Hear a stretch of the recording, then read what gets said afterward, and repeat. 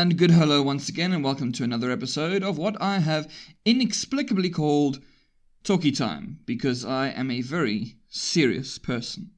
So, today we will be pretty much wrapping up our little series on various ethical approaches and animals by looking at the feminist ethics of care tradition.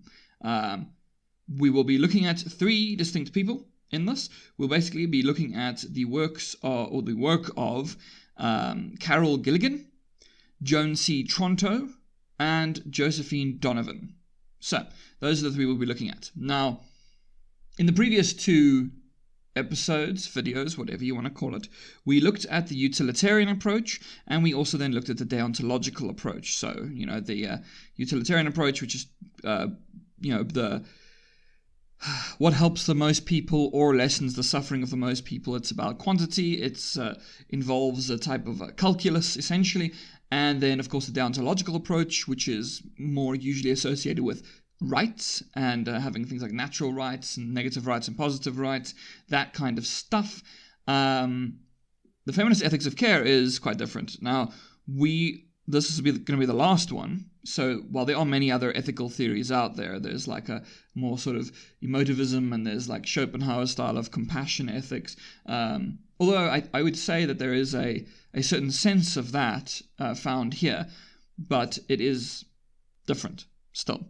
All right, so we're going to first start off with Carol Gilligan. And Carol Gilligan, it's not actually really so much a work on ethical philosophy in the traditional sense as many of the other ones, and is instead looking at, or at least this first book, which is In a Different Voice, Psychological Theory and Woman's Development, which is more about actually the idea of looking at men versus women in terms of how they view ethics. Now, this book is from 1982, so it's a few years ago, and she posited this sort of idea, this general concept, an idea which was elaborated by others and then further applied. She didn't use the term, feminist ethics of care. At least I don't think so. But it essentially starts in this book, in which she did a very, very basic thing. So she said, all right, let's do this very, very simple, obvious thing that maybe we should have done a long time ago, and straight up just ask people. That seems very obvious, because a lot of these moral philosophers will generally be men, especially from the old traditions and stuff, and then they will have these kinds of theories that are very much oriented around some kind of a specific sort of rules or whatever that they have built. And she pretty much interviewed and talked to women and men and asked them about how they view ethics. What do you think of ethics?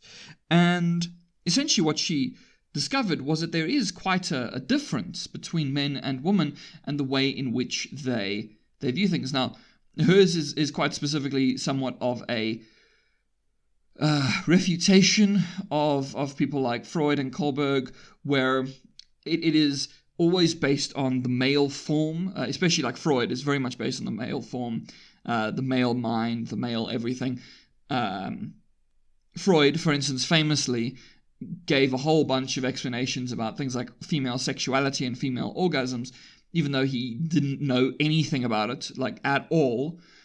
He was just saying things because he was considered the authority. He was Freud. He basically created psychoanalysis, and so people just sort of took his word for it. So when he said things he said about women, people went, yeah, okay, I see. So women actually want to have a penis. I understand. You're very clever, Sigmund.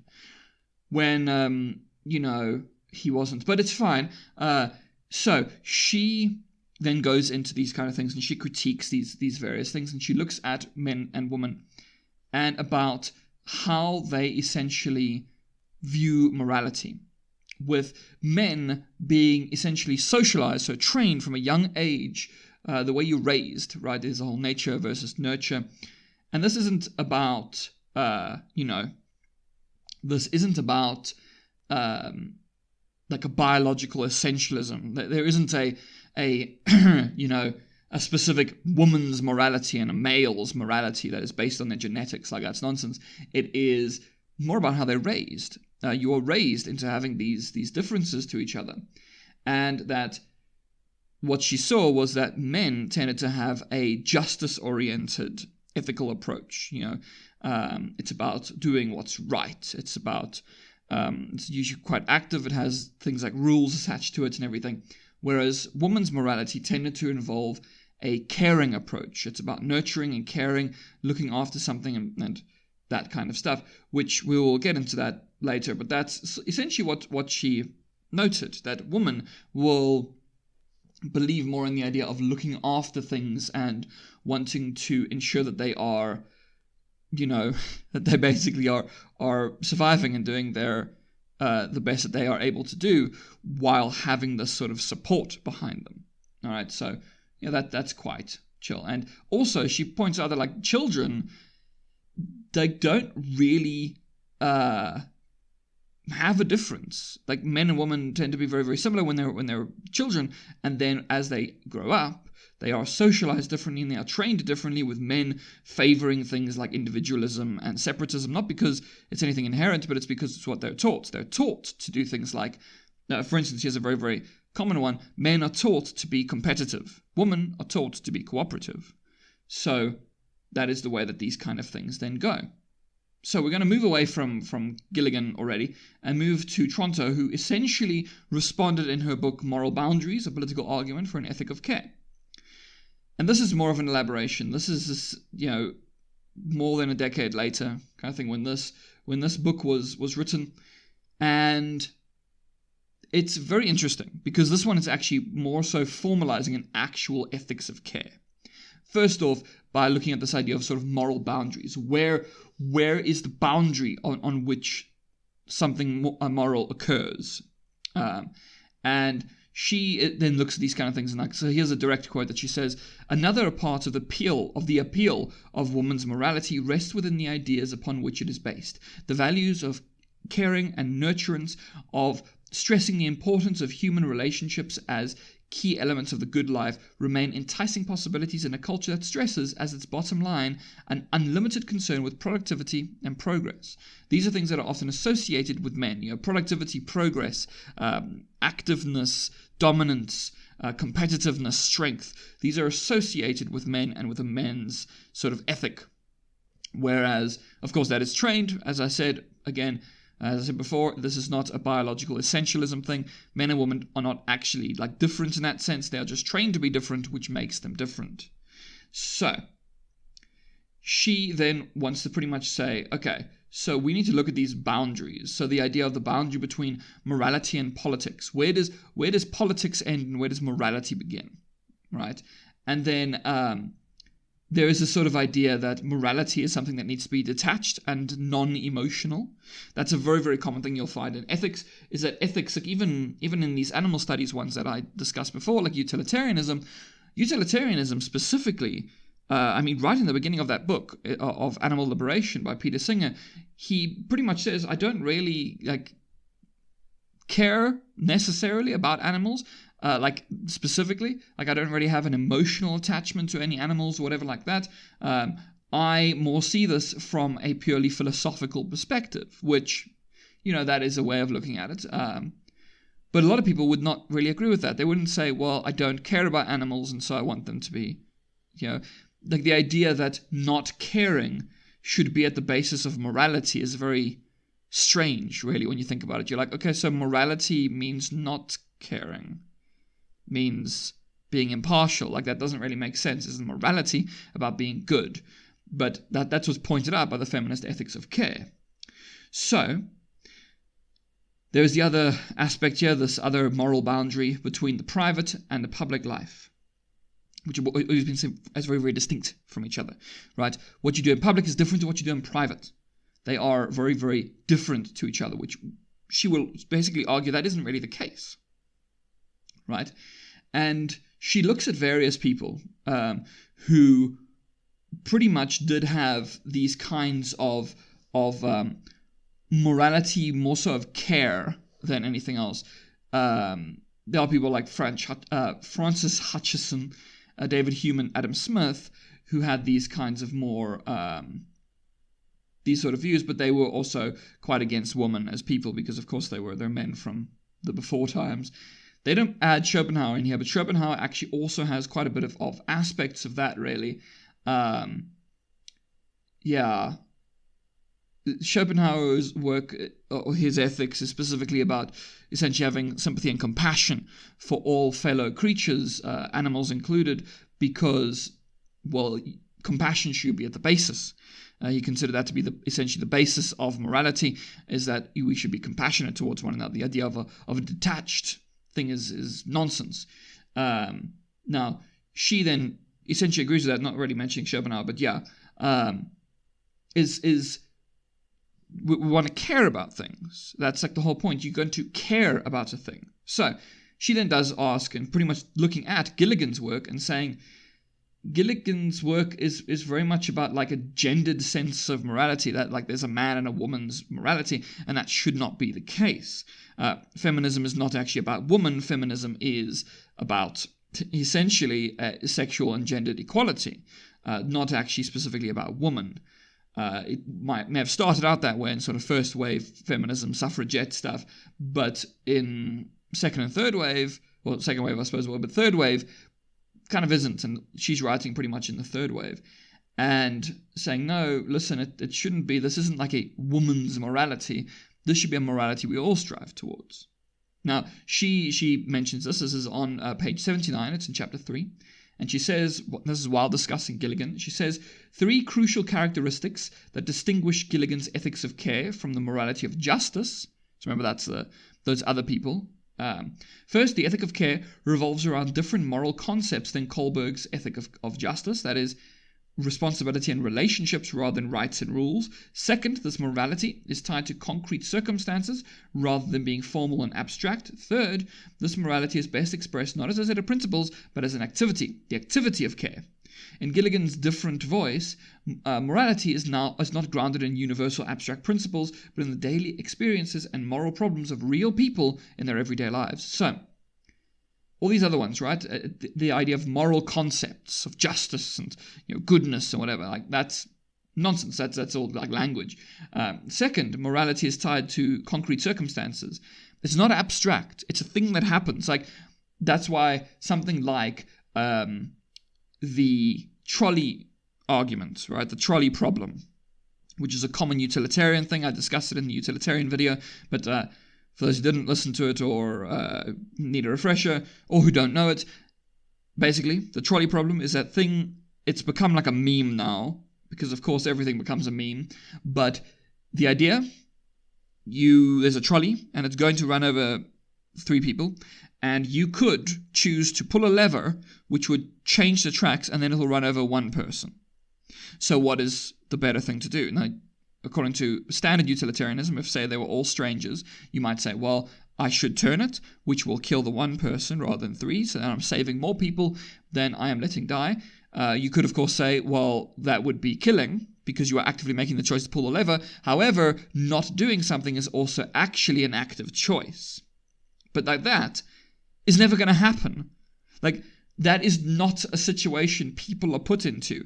If a person is put into that, like, as I think I did mention this in the utilitarian video, that is literally a thing that the Green Goblin does to Spider-Man in the first Tobey Maguire Spider-Man movie.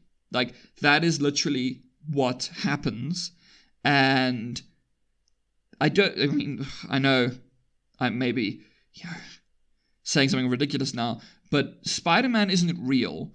And in all likelihood, a man wearing a green outfit and with like a rocket skateboard thing, that isn't probably going to happen to most of us, where we have to choose between the love of our life and a train or bus. I think it was a bus in the movie, a bus full of people.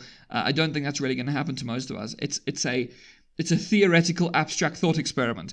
It doesn't happen in real life. What happens in real life is that people need actual help. You need to help actual people. So that's why it's saying it's about concrete circumstances rather than formal, abstract concepts. And then morality is not expressed as a set of principles, but as an activity. So look at sort of probably the most basic, essentially deontological things. You can look at the things in the Bible. Thou shalt not kill. That is essentially a deontological rule. Cool. Thank you. I won't kill then. But just because you're not doing bad things doesn't mean you're a good person. Like, they'll say, okay, well, yeah, to go into heaven, you mustn't kill, you mustn't rape, you mustn't do whatever. And that's kind of easy. Like, not murdering people, not raping people, not stealing from people. These things are comparatively easy to do. Like, it's easy to not be a bad person. It's hard to be a good person. And that's what this is pretty much saying. It's saying, no, listen, it's not about these like rules. It's an activity. You have to be active. You have to actually do the thing. You actually have to care for people. Quite simple. Now, on the next chapter, her very first line, which is page 101, she says, the world will look different if we move care from its current peripheral location to a place near the center of human life. If we put care in the center of our morality, it will completely change the way that we do everything. Everything. And that will be a great thing. I mean, wouldn't it? Now, what is care? First of all, like, that's probably an important thing. Now, that's also a problem that does get leveled against the feminist ethics of care. Of saying, listen, feminist ethics of care, it's all good, it's all lovely, definitely great. However, it isn't very specific, is it?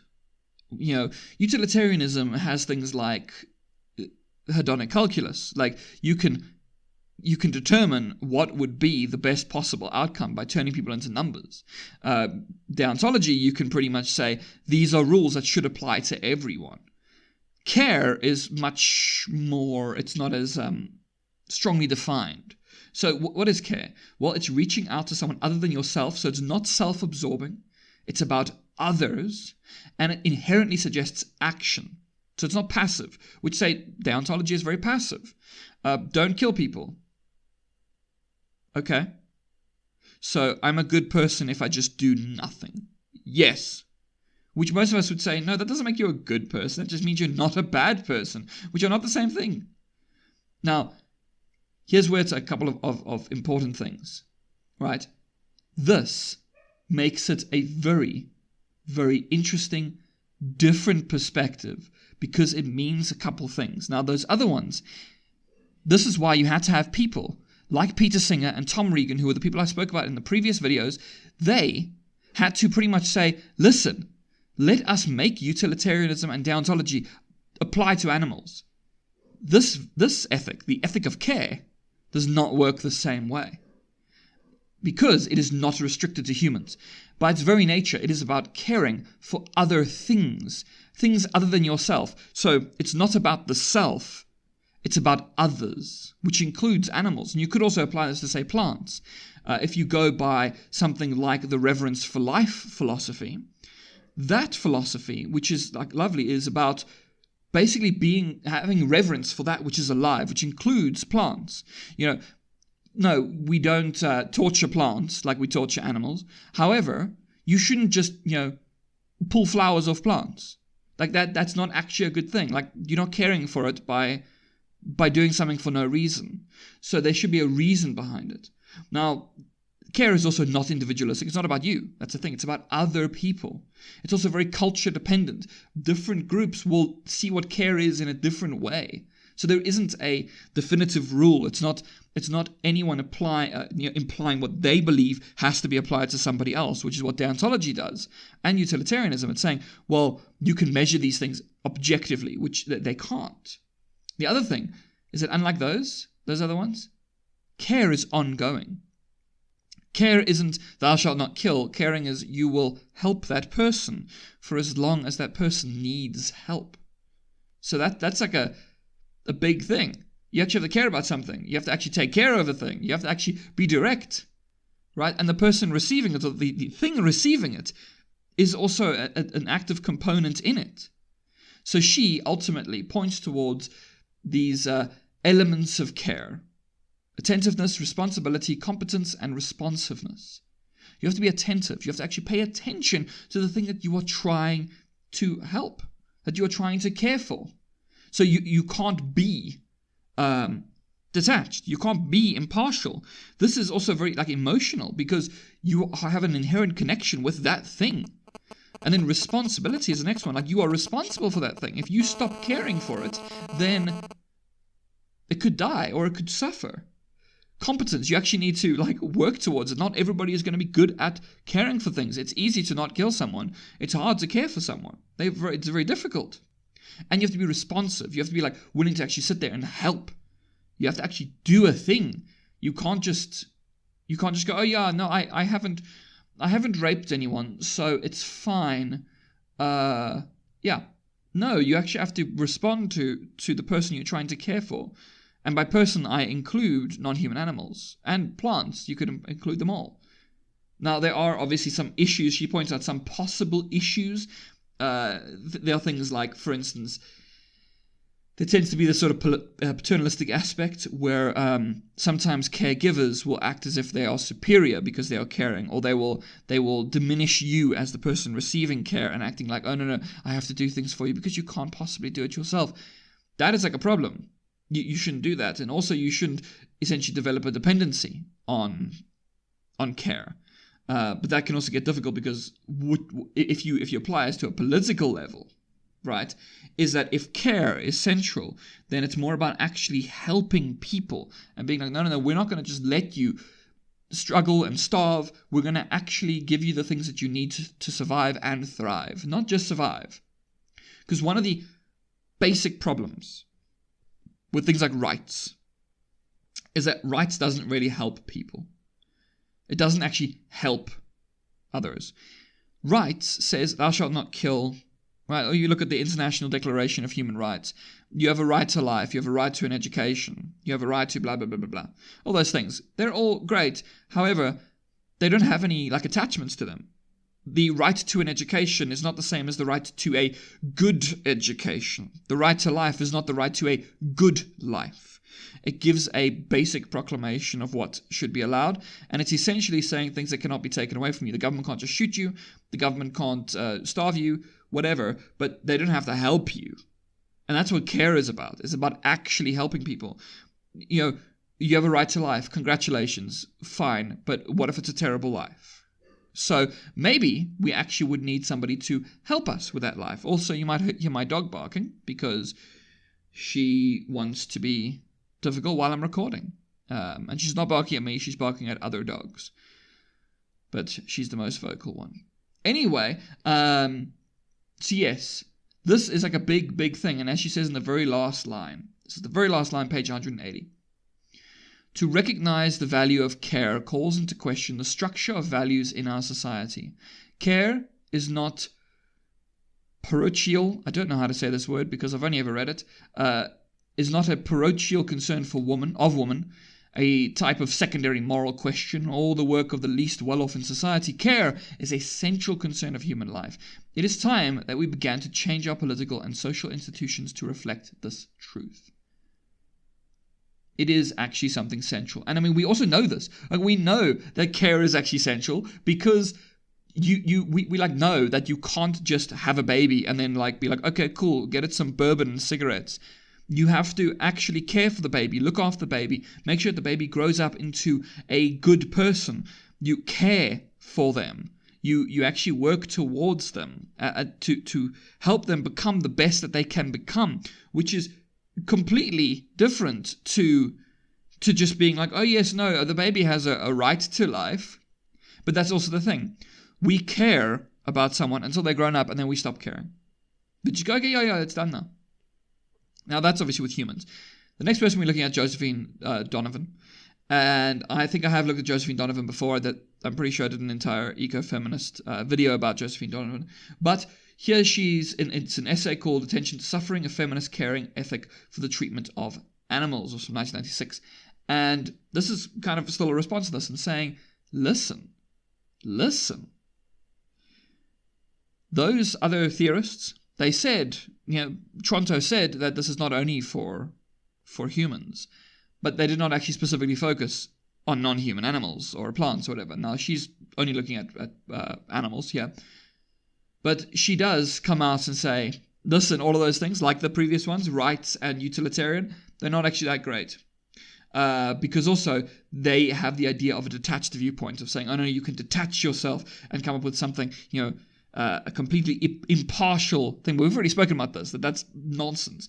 And she does actually bring up Schopenhauer and says, because of his sympathy ethics and the idea of like a compassionate view is probably the way that we should be going. We should be looking at this now. So it's probably worth noting that Schopenhauer was not great as a person, and he very, very specifically did not like women, and even wrote an essay called On Woman, which was all about how women are like terrible and stupid and whatever.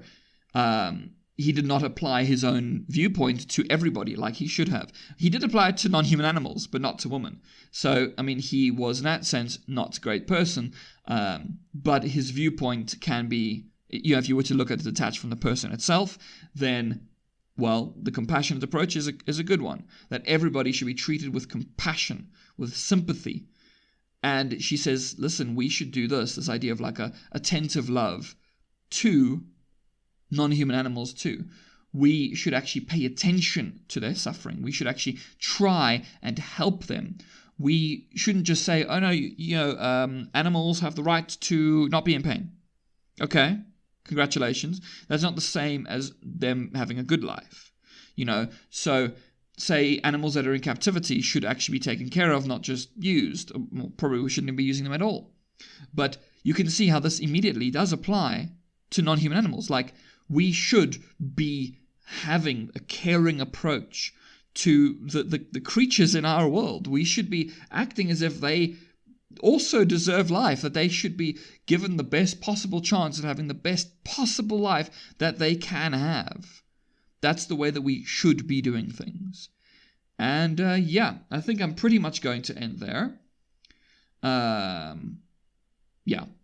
Why not? Let's end there. I think I have covered this enough, and I think I've injected enough sort of animal stuff throughout it. So this is how we should be viewing these kinds of things according to this feminist ethics of care. So I think we can end there, and I hope that everybody does have a great time. Now, if you did enjoy this, you can do the like, comment, subscribe, do the things that you're trained to do. Like a very clever person, by all those, smash your like button. Smash that like button, not your like button, yeah. Well, it is your like button in this particular. Anyway, ignore all this rubbish that I'm saying. Yes, and you can check out the description for more things. See what you are, maybe there's some other things I make that you're interested in, and do the like, comment, subscribe, share, all of those things. Otherwise, I hope that you have a fantastic day, week, and month ahead, and goodbye.